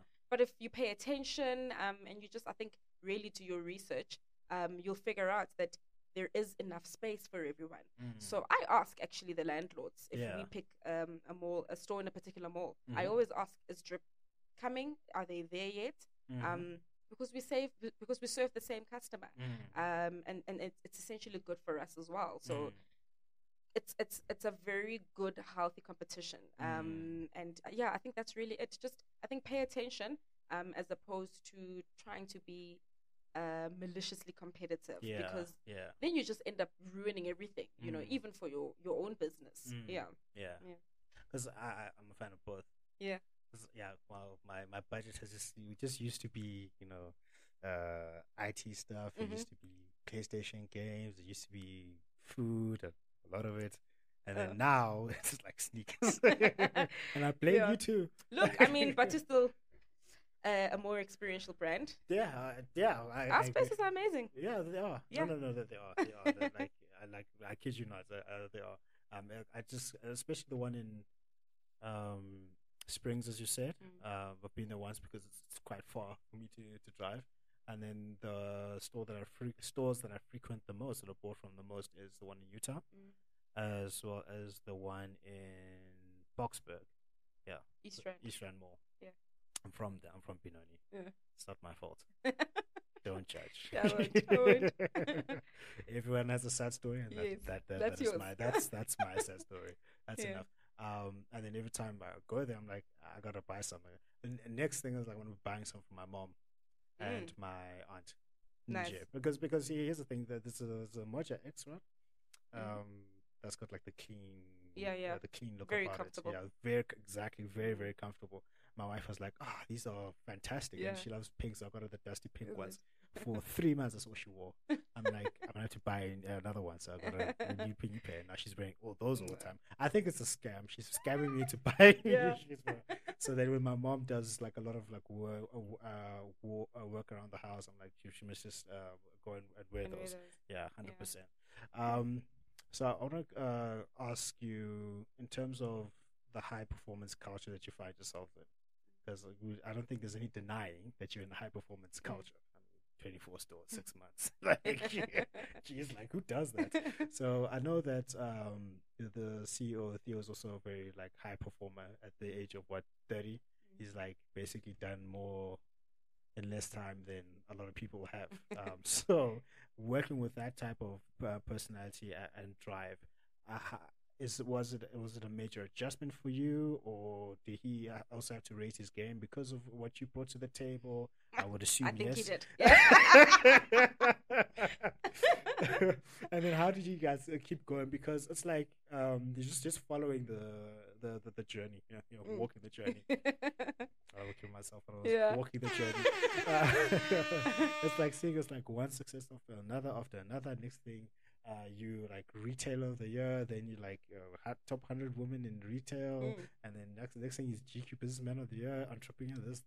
I'm like, I can't keep up. So in that high performance culture, it also makes me look bad. It highlights how lazy I can be at times. But then like achieving all these things, and I'm really a fan of the achievement. So how is it that you are able to not only match the standard, but also keep maintaining it and just keep going? Because some people will be like, I did this and that's enough for me, so now I can just take a step back. I think, I don't even know if it's a matter of how. Can you imagine if I didn't keep up? I can't. Jeez. There's just there isn't an opportunity to not keep up.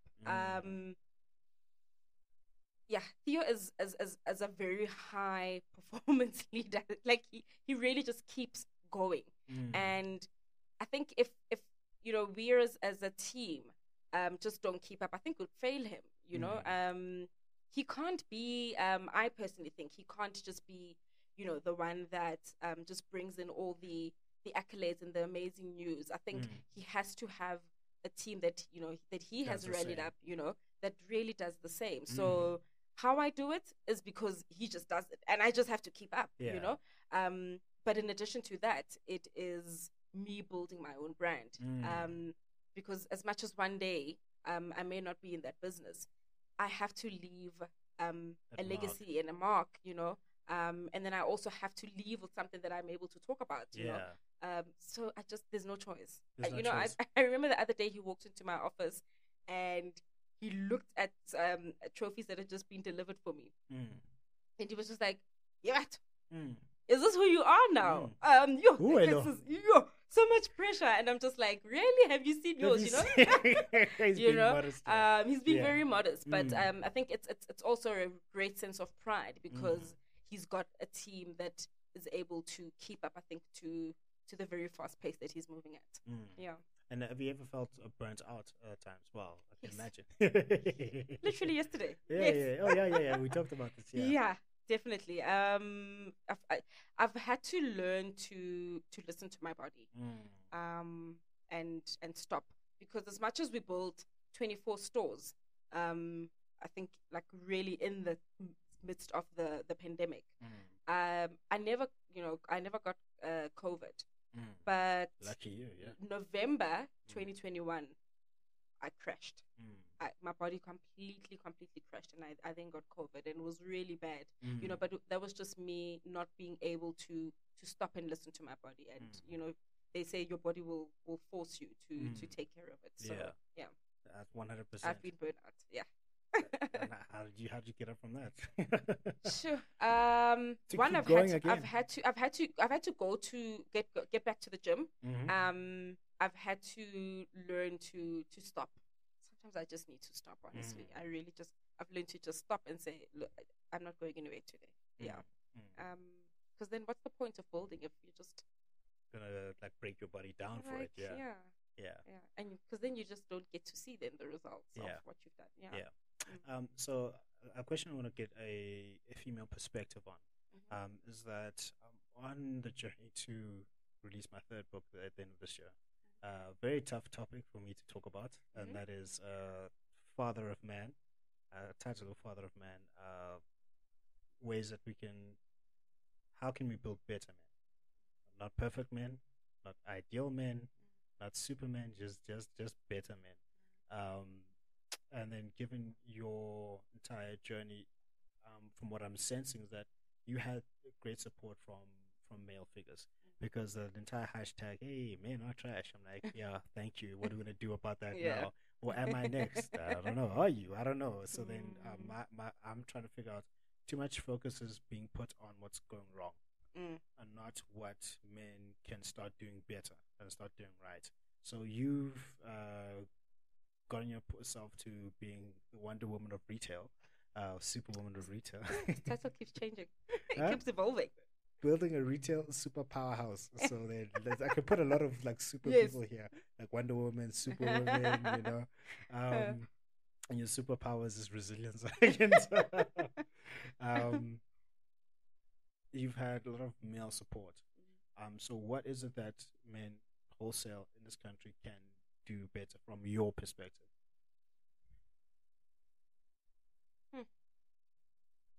I think it's definitely support, and I think allow themselves to listen. I think just allowing yourself to listen, you know, and if you are a male in a leadership position, don't just send your female colleagues or staff members to your HR department. I think if you get a better understanding of what people are going through, then you'll know how to support in the best way possible. I think that's just it. I think allow yourself to listen and sometimes just get a little bit involved in people's personal lives so that you know how to support them better. So what if someone says, look, listen, I don't want to get too much involved in my subordinates' personal lives because I just want to do work and then go home? What do you say to someone who says that? I think I would say try it. Just try something different. See where it goes, and then I always say to people, that if how I got in Kobatu was to I just said something, and it was either a yes or a no, but either way I would know where I stand, you know. So I always say to people, try it and see where it takes you, and then you can make a decision after that. So I think I would definitely say just try it, and then let's see. Just try it. Yeah. Okay. We'll see. All right. So good luck to them. So I want to move to the part of the show where you become the host. Oh my gosh. Okay. And then you ask me questions about the show, myself, things that intrigue you. Hopefully you've got some. Woo. I think the first question would be, what is it that people don't know about you or underestimate? People don't know or underestimate or both, because they can be different. It can be different. Okay, let's start with what I think people underestimate about you. What people underestimate about me is, I think, a competitive drive that I have. Because when I work with people, interact with people, it's not like I'm in your face. Yo, I'm about to take you out. I'm about to Michael Jordan you. All these things now. I think my life. I think one of the biggest life changes that I've gone through in my life were always a response to a challenge. So if someone challenged me to do something and they say, you can't do that. I'm like, oh, really? Okay, nice. Okay, all right. I'm putting cases on all of you. Yeah. I'm coming for you. So that's an underestimating thing. So I was I could go back to the early days in high school. I think a family member said, you'll never be a leader. I was like, oh, really? Wow. Okay. Wow. Okay. One of the best things they could have said to me, I was like, okay, fine, I'm gonna show you. So I became prefect, became head of house, became the leader of the year for that year. Exactly. They said I couldn't do it, and so I went and I did it. So major milestones in my life come from a competitive challenge, and not me competing as another person, but someone putting a challenge in front of me and saying, I bet you can't do that. I was like, I bet I can. Yeah. Like writing the first book. Someone said, you should write a book. I'm like, well, what am I going to write about? It's like, figure it out. So I'm like, okay, I guess I'm going to do that. I was like, okay. And the next one. The podcast started. Someone gave me a challenge. I'm like, and the next one. And then sort of the next challenge for me is to travel and speak internationally and globally, and just like travel. I'm going to go there, I'm going to go there, I'm going to go there, I'm going to go there. But someone said, I bet you can't do that. I'm like, okay. Oh, wow. All right. Oh, wow. So sometimes I can be manipulated into doing things because of like, I bet you can't do that. It was a challenge. It was a challenge, yeah. So then if I'm really challenged, that's why I'm getting excited to speak to people who are considered high performers. Like when Theo comes in, I'm probably going to say, what's your challenge to me then? I like Michael Jordan. Yeah. I'm going to take it personally. Take that personally. Yeah. So that's a part of this podcast. I want to bring the most influential, brightest, and greatest minds on the show, because then I start building a relationship with them. And then if you have these people on your speed dial is someone you call and speak to regularly, my level has to increase. So for me, I need a challenge. I need someone to put a challenge in front of me that seems difficult to do, because I probably will end up doing it and say, see, I told you so. Otherwise, I'll just get lazy. Yes. Yeah. So that's... I think you've answered my next question actually now. I was going to ask, what is your favorite thing about the podcast? What do you enjoy the most? Yeah. The favorite thing about the podcast, I just get to look cool. Do I look cool? You look very cool. Very, very cool. I get to look cool. The most favorite thing about the podcast is the learning. That's for me. This is a medium for learning, because I'm going to be dead honest, as if I'm in church right now. Okay. I have my own prejudices. I've got my own biases. I've got a lot of blind spots, things that I do not know, and things that I'm ignorant about. And I think one of the worst types of people is a person who has a strong opinion, but is not open to having themselves be challenged for that opinion. For example, if I have the opinion to say that black is the best color for a show, or if I have the opinion to say you shouldn't have too many lights in your store, and then I'm presented with new information that says actually having lighting is better. Actually, having gray is a better color for video. Then I want to learn. I want to be challenged So because that you can improve. so I can be improve better. and I can learn and grow. So and also it's the relationships that I form. So 27, you are the 26th person because I did 2 episodes with one person. All of these people now I can call, I can chat to and just have Nice. a good conversation with, which is, you were talking about the grand vision. You like have a vision for Yeah. a startup. My grand vision for the show, for the podcast, after Joe Rogan made $100 million on Spotify, I'm like, I want that money. Thank you. Challenge accepted. Challenge accepted. Other than that, is if you see people who are like an Oprah or a Trevor Noah, yes, he needs to get on the show as well. And a Joe Rogan, when you speak to them, they're so informed, articulate, and multivariate because they open their minds to different opinions, and they listen to what you have to say, and they're open to having their minds changed about certain things, because 10 years ago they thought this way, 5 years later they think this way. I think it was Ali who said, if you think the same way now as you did 30 years ago, you've wasted 30 years of your life. So that's the favorite thing about this about the podcast, is to learn from people and to build a relationship with them, and for me to be a completely different person, because when you learn something new, you die to your old self. So like I'm a completely new person because I learned that That's beautiful. you have to have good lighting in stores. I didn't know that, and then how retail is like. Yeah. So that's my favorite thing of the podcast, and I used to have it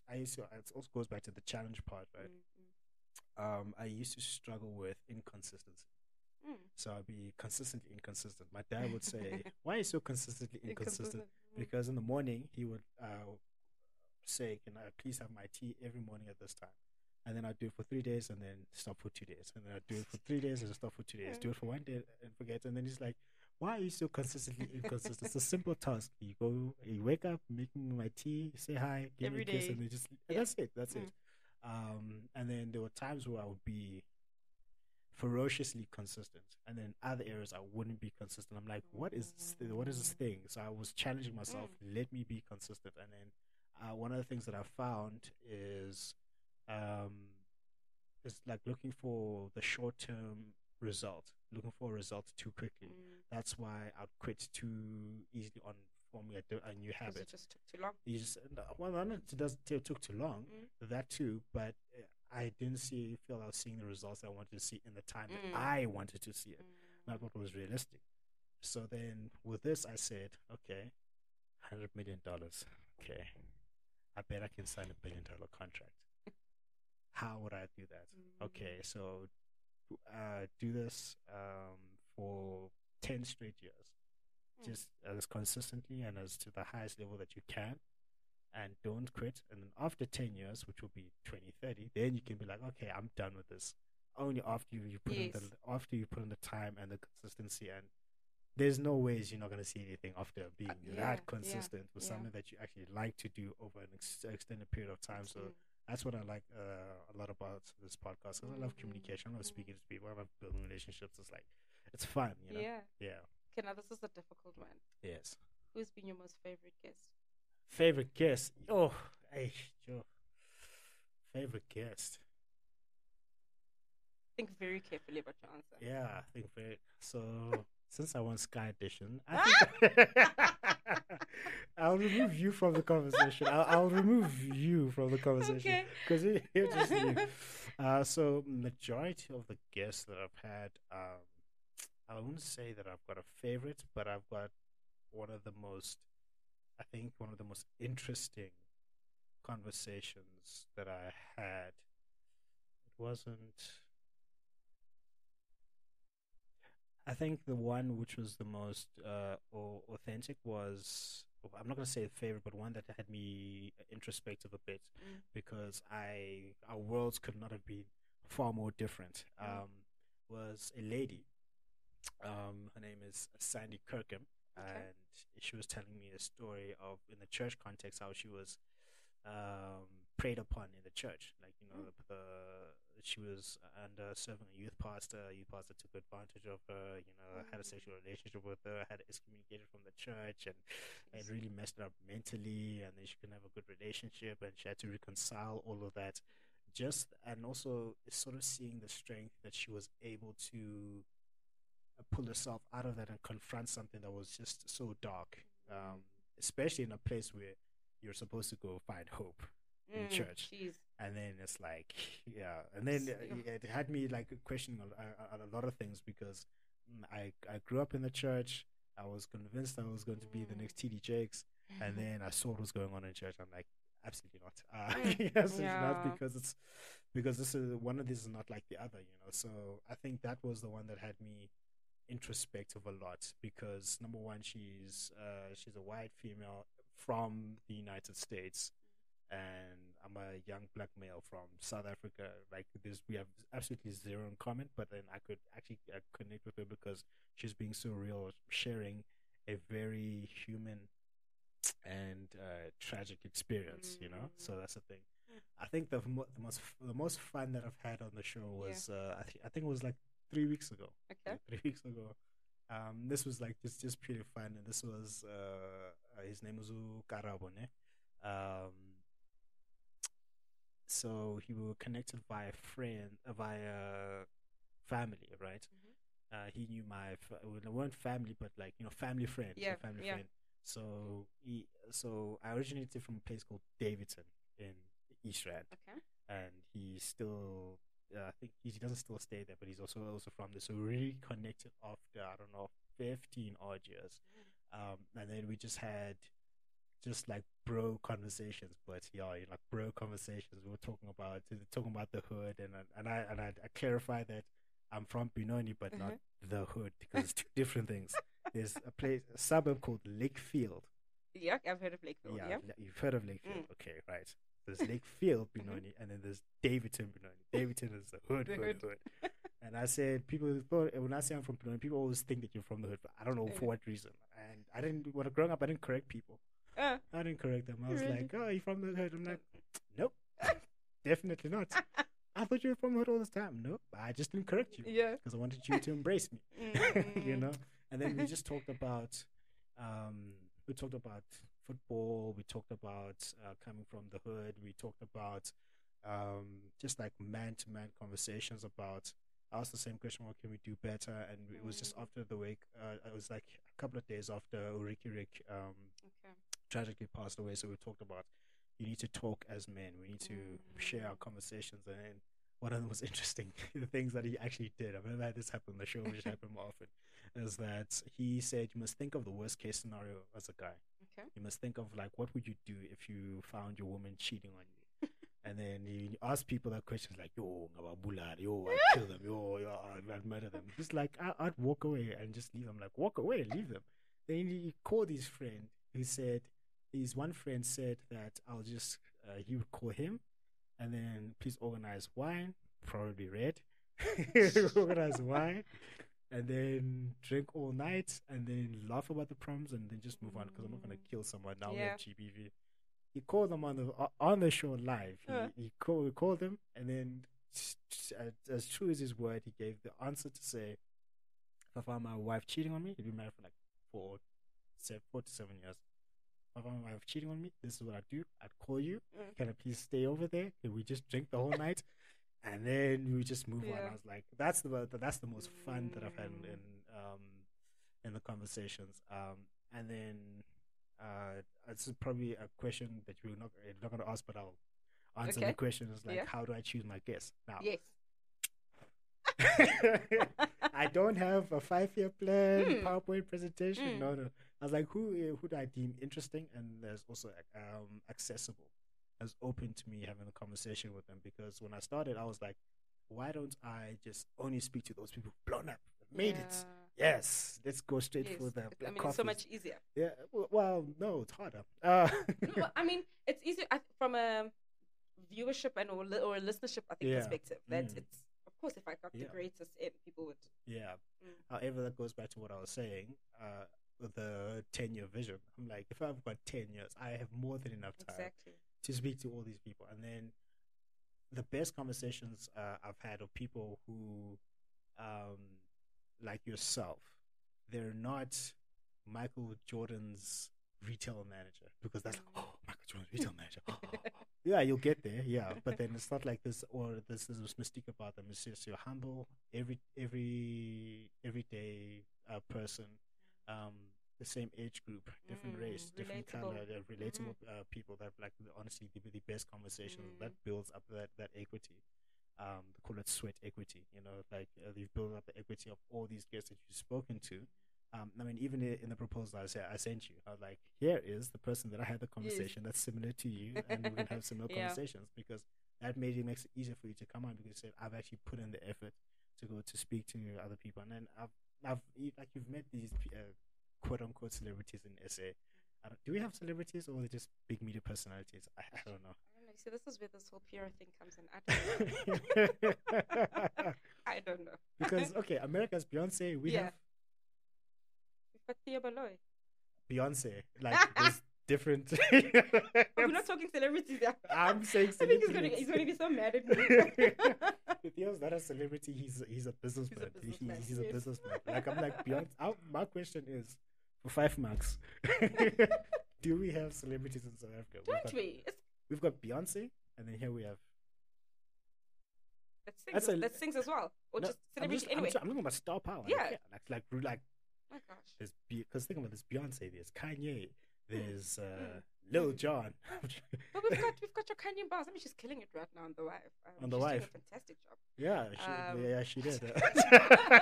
She's really doing an amazing job. I think there's a lot. No, because like I think I was speaking to a nutritionist of mine. Also, someone said like, I bet you can't get on the cover of Men's Health. I'm like, I bet you I can. Okay, all right. So then, like, I spoke to this nutritionist. I was like saying, I don't think we have celebrities in SA. I'm like, that's weird, because I can name you a few celebrities. Yeah. We've got Questa, we've got AKA, we've got Casper, we've got Nasty C, but he dipped. He left us, I think. Yes. Yeah, he left. So Yeah. I don't think he's still here. I don't think we still own him now. Okay, he just. We don't own him. No, Yeah, he just left. He's gone. No, he's gone. Like gone. Good Trevor Noah, gone. Well, Trevor Noah, Fanabuye must give back to the community. So I'm talking about like celebrities where if you go to Australia, and if you go to London, if you go to the US, they wholesale like known who they are. But anyway, that's a conversation I'll have with them. Yeah. But anyway, let me call them Zanzi celebs. Yes. There are a lot of them who are cool, and there are some who I'm like, sometimes wish I didn't meet my quote unquote hero or whatnot, because you can be disappointed because you think a certain way about them, and then you start speaking to them, you're like, one of these is not like the other. That's the thing. And to be fair to them, when you reach out to them, they're like, about what? Here's what they start thinking about. Here's why I prefer the everyday person when you building this, is they start thinking about their branding, their PR, what's going to be said in the paper, what's going to be said on Twitter. I don't care about Twitter; it's not a real place anyway. And what's going to happen on Instagram? What's going to happen here? So I guess that's that tough dimension that they have to face. I didn't think about it at first, but I'm like, actually, that does make sense. And some of them, they're just tough. They're like, nah, I'd rather Not do for that. me. Not even enough for me. I just don't want to. Okay. Yeah, some of them are just not like that. So how do I pick? How do I pick the guests? Starting out, I was like, let me speak to an author friend of mine. Author friend of mine became a woman who works in strategic and consulting, and then referred to now. I was going to say human resources, but human capital, or people effectiveness, or whatever you guys want to come up with. Then that became some rappers. Then it became dancers. Then it became gym enthusiasts, and then then I got a hold of some people overseas. Then it was like pastors, and then it was like I still have an episode I need to air, which is a guy who started Comedy Central. That was also very interesting. That was very, very interesting. And then now how I sort of like, I'm picking the guests. I'm like, okay, so now I'm comfortable. I've spoken to all these people. I can approach a Tshiamo.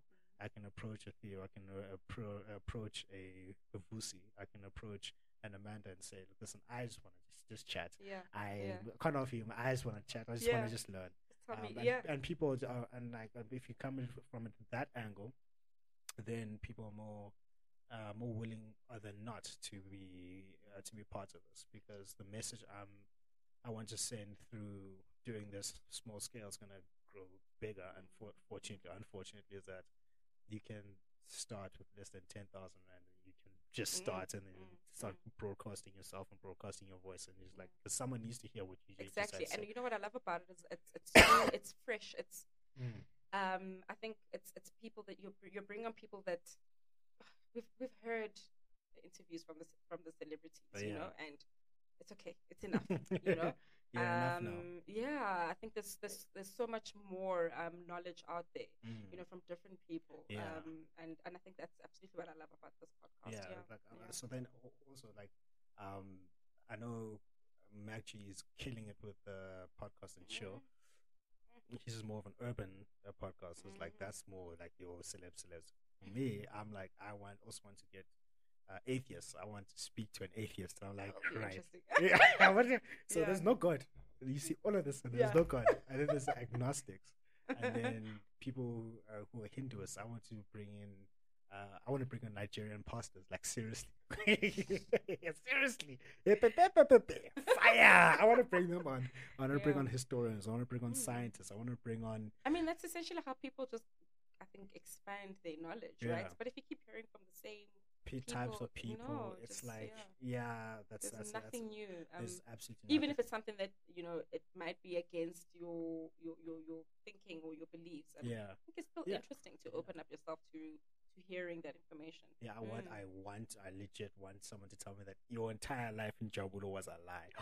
Tell me why. You should bring through a medium or a fortune teller. On my list. My list. I'm not too sure my church members will be like, what are you doing? I'm learning. And then also another thing that because I recently got married, right? For the last time. We'll never do this again. I'm out. Especially the Zulu woman. Very lovely. But did you just say especially? Huh? Did you say especially a Zulu woman? No. I said Zulu woman. I didn't say especially. Oh, okay. You know, otherwise I walk outside and I'm like, what did you say? The Zulu women are fantastic, but if this doesn't work out, I'm out. I'm gonna get myself a Dominican or an American or Latin. No. No. So then, the question came up because I'm Swati, right? And the nation of Eswatini, there's a law where King Mswati III, he issued a law to say that if you are a Swati male, you shall marry 5 women or face a prison sentence. I'm not too sure if that was a meme or fake news, but it was very interesting. I'm like, oh wow, yeah. So we had the conversation about polygamy. Does polygamy work? Doesn't not work? I personally cannot do it. One is enough, and I'm out. so no. But I want to get a polygamist on the show. Oh wow. And I want to understand, how do you do it? And because I don't understand it. That's why I just don't understand it. I think bringing a, what do they call them? Woman that marries more than one man as well. Yeah, I've heard. Do they even exist? I don't know. There's a challenge for you. Bet you I can't find one. I honestly would love to understand, because there's so much taboo around polygamy, especially reverse polygamy, if you want to call it that. Yeah. I want to know how it works, how it's working for you, just so I can learn. I would probably trend on Twitter, but for the wrong reasons. But I still want to learn. So that's why. So that's my favorite thing about the podcast. It's a lot of fun. Cool. Yeah. This was amazing. Yeah. I love this. I really enjoyed this. Yeah. Do you have any last questions or? No. No. I really enjoyed this though. Yeah. Loved it. Good. All right, cool. That has I told you it's gonna be like almost 2 hours. So that has been Tshiamo Mathibela. She is a retail super powerhouse. Just came up with that word during the course of the show. Retail girl. Yeah, definitely. She is the retail. You can call yourself the retail girl. Okay. I have got another name for you. like just like in credits we've got starring, you are a starring. Love it. So she is a retail super powerhouse, and then she shared her journey. And thank you very much for coming through. And then I think I'll call you back like 6 months to a year from now, so that we can have another session like this. But that has been me and Tshiamo. And remember that success is the progressive realization of a worthy ideal. That means you're going after what you've always wanted to go after because it's aligned with your highest values, and that is the only way for you to live a truly fulfilled and successful life. Thank you very much, Tshiamo.